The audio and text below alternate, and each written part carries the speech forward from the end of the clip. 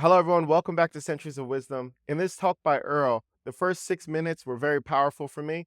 Of course, the whole audio, he goes over some of the ideas from a philosopher I never heard about, and a historian named Will Durant. So, him and his wife have a lot of books I've been listening to on the story of civilization that Earl put me on. So, I really think you guys are going to enjoy this. As I always try to do, I'll put some of my favorite ideas in the description as well as the comment section. Let the community know some of your favorite ideas from the talk as well. It was very motivational to me, especially when he starts talking about a negative person has 1,000 wishes, but no will. It's things like that that get me excited, keep me focused, and keep me sharp and positive. I really like when he starts talking about worry jams the mechanism, it short circuits the operation, and the most valuable mechanism on earth, which is our mind, just sits there feeding upon us. That is powerful because how many times do we ruminate in our own ideas? Take care. Much love. See you in the next video.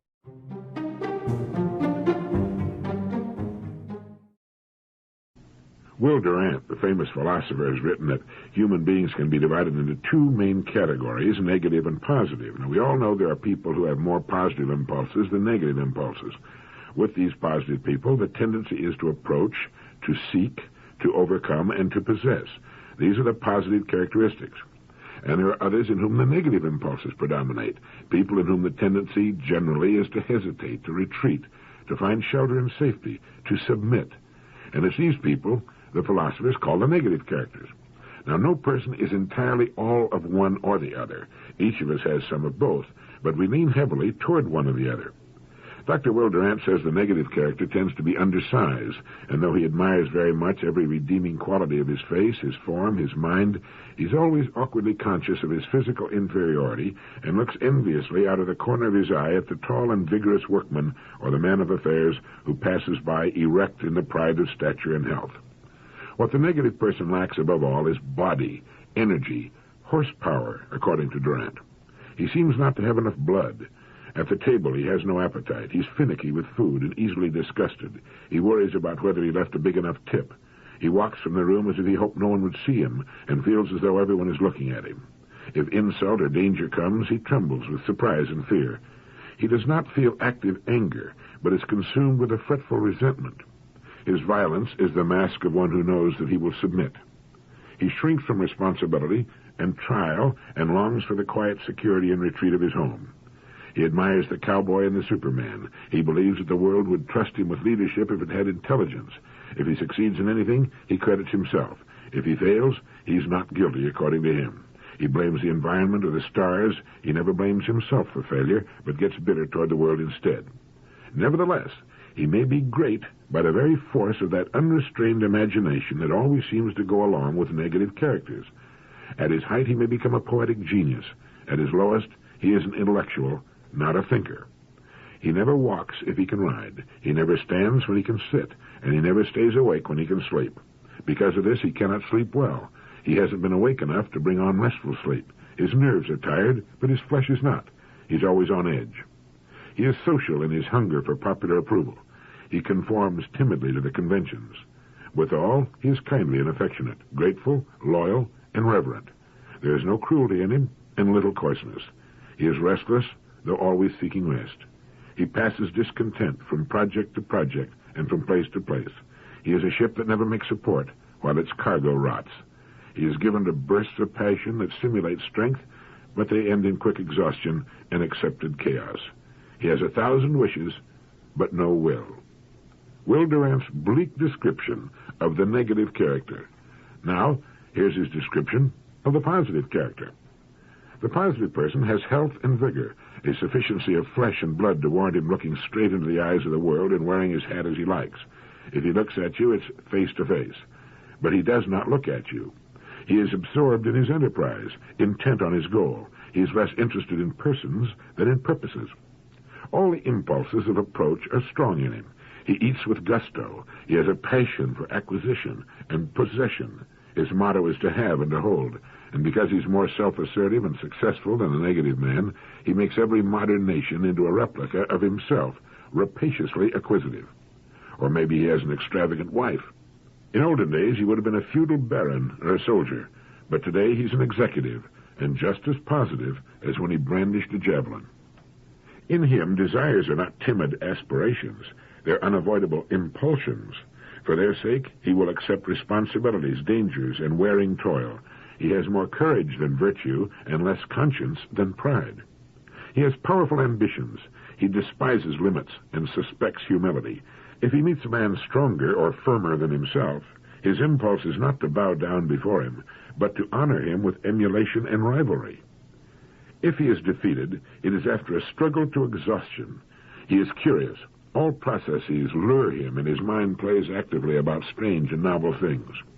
He believes in action rather than in thought, and like Caesar, he thinks nothing finished if anything remains undone. He likes a tumultuous life and is not tempted by rural simplicity and peace. Peace, he thinks, was made for old age and does not become a man. He is domineering and likes to feel that men are bricks to his trowel, to build with them what he likes. And they find a secret zest in being led by him. He's so certain, so confident, and so cheerful. His activity makes him healthy and leaves him no time for thought or gloom. He enjoys life, bad as it might be, and does not ponder much on the future or the past. Nevertheless, he's a man of ideas, not a poet, nor a painter, nor a theoretical philosopher, nor a scientist, but an inventor, an architect capable of original designs, an engineer brave enough to span great rivers with poems of woven steel, a sculptor commanding marble into life, a scientist willing to face all the world in defense of a new truth. When his wife irritates him, he goes to his club. When the club bores him, he forgets himself and his work. His active life defends him against nerves. What he has above all is will. Not wills, but will. Not a medley of ambitions and desires canceling one another in unreconciled hostility, but a unity of aim, an order and perspective of purpose. He dies never doubting that life was a boon, and only sorry that he must leave that game to younger players. Each of us has some of the positive and some of the negative in our makeup. The idea is try to make the best use of the good qualities of both. Here's some information about an unlooked-for but exciting development. We're not just having a population explosion in the world, but here in America and in other Western countries, we're having an explosion of geniuses. And it makes for an interesting future, an acceleration of the times which are already stunning in the fields of science. Time magazine reported some time back that one of the delights of coeducation and rising college entrance standards is that the smartest 10% of young Americans are now thrown together on campuses at the most susceptible age for romance and marriage. The genetic consequence, reports physicist John R. Platt in the University of Chicago magazine Context, is a zooming output of high IQ children. These marriages are now producing 5 or 10 times the total number of youngsters with IQs of 150, for example, that we would get from perfectly random marriages in the normal population, where IQs average 100. He says that even more spectacular children may be coming out of the intellectual colonies like Oak Ridge or Los Alamos, where 1 man in 6 has a PhD, and out of the faculty communities of the great universities, where all the men and many of the women have advanced degrees. In the schools of such centers, says Platt, whole classes of 130s and 140 IQs may be seen from kindergarten through high school. Among the results can be found a 13-year-old studying atomic physics seriously, an 11-year-old doing graduate work in mathematics. In the general population, only 1 person in 300 reaches the 140 level. But if whole communities reach an average of 140, asks Platt, does 1 child in 300 reach an IQ of 180, and 1 in 2,000 reach 190? If this turns out to be so, we may not have to wait centuries for the next Newton. We may have a dozen within 20 years. The number of 180s getting out of college in the next few years may not be a mere dozen, but hundreds. It could be an explosion of genius, such as the world has never seen. It's an exciting idea, isn't it? You know, science and the arts don't move ahead steadily. They don't progress automatically, linearly. They move ahead in spurts, as here one person and there another makes a breakthrough. It's always a single individual, never as a group, that makes an important discovery or improvement of an old principle. But they seem to come in batches. And with so many brilliant young people coming into the fields of science and industry and government, we can look for a definite surge in creativity in the solving of old problems. This will be reflected in every facet of our world, from furniture to automotive design and education, the arts, space technology, medicine and manufacture, distribution and sales of products, and the improvement of services. And this great new crop of geniuses will produce still more, of course. As physicist John Platt says, It could be an explosion of genius, such as the world has never seen. A doctor was doing some generalizing one day, and he said, people have headaches generally because they don't avoid them. And a man named Kenneth Good says that people lose mostly because they won't take the trouble to win. It's all based on the answer one man got when he asked a friend of his, how many people work down where you're employed? And his friend answered, oh, about half. It seems that, except under the stress of a lot of emotion, fear of failure, heat of competition, or contest promoted to stimulate artificially these emotions, most people, including top business executives and men in the professions, rarely make any appreciable effort to improve their daily working methods beyond the minimum necessary to overcome each new emergency. This is according to Professor E. Lewis Swift of Washington University. The Chicago Sales Marketing Executives Club made an analysis some years back that proved that more than twice as many salesmen are fired for lack of effort than they are for illness, dishonesty, drinking, and gambling combined. And as for the rest of the people, an expert on scientific management, Mr. Frederick W. Taylor, proved that men and women are perfectly content to coast along on methods several times short of their best. According to Dr. William James, the wise old Harvard professor called the father of American psychology, compared with what we ought to be, we're only half awake. Powers of various sorts we habitually fail to use. And Walter Dill Scott of Northwestern University said, many of us never know our possible achievements because we've never warmed up. It is more than probable that the average man could, with no injury to his health, increase his efficiency 50%, which all goes to prove that the human race is fixed, not to prevent the strong from winning, far from it, but fixed to prevent the rest from losing.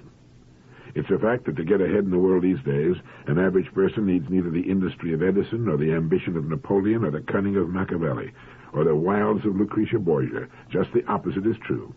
Any man or woman going seriously to work, just seriously, mind you, will, as a rule, encounter unbelievably little opposition. He will, in fact, find his fellow citizens slowed way down for his benefit.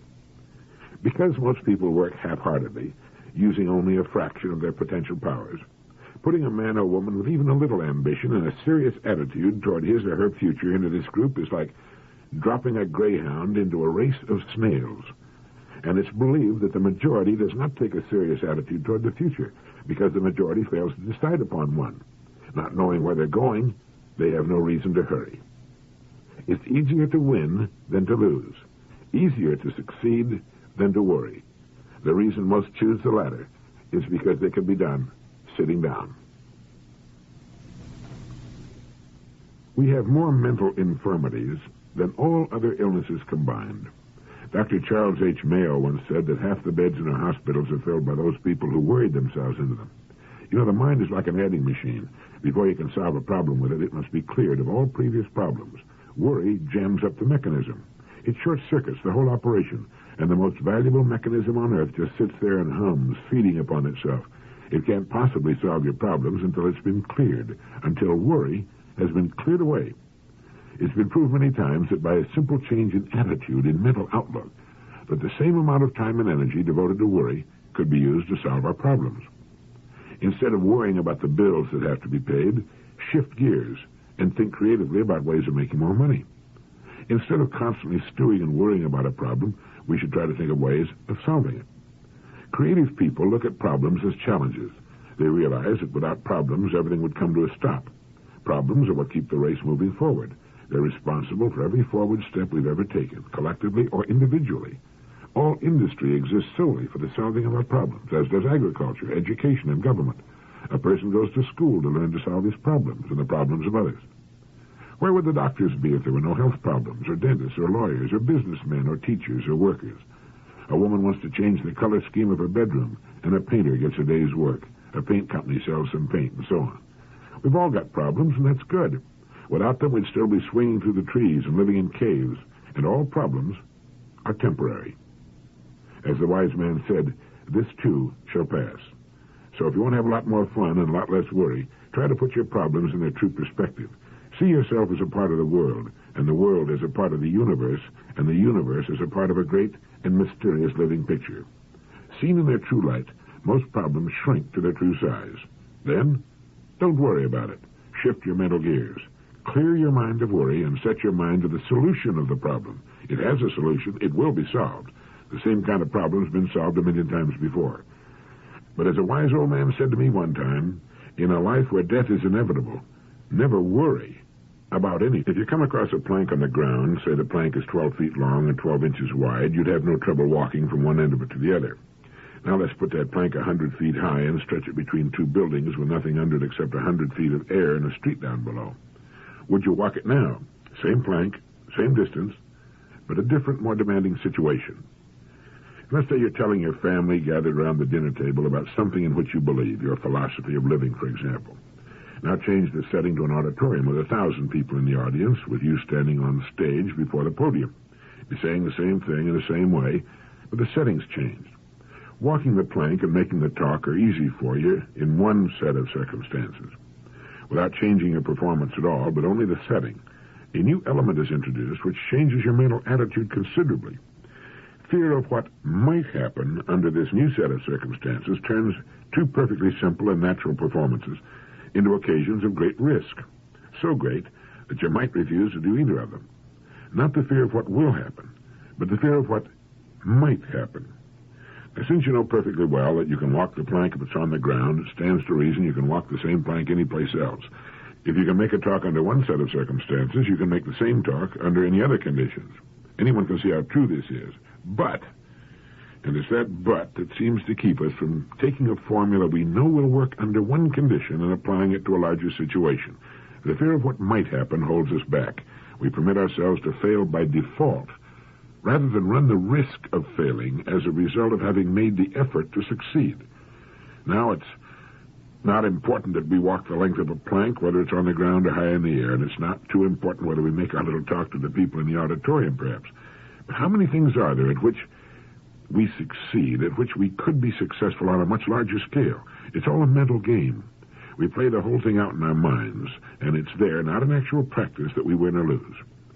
No one can even guess how much is lost by the so-called average person simply because he fears to make the attempt.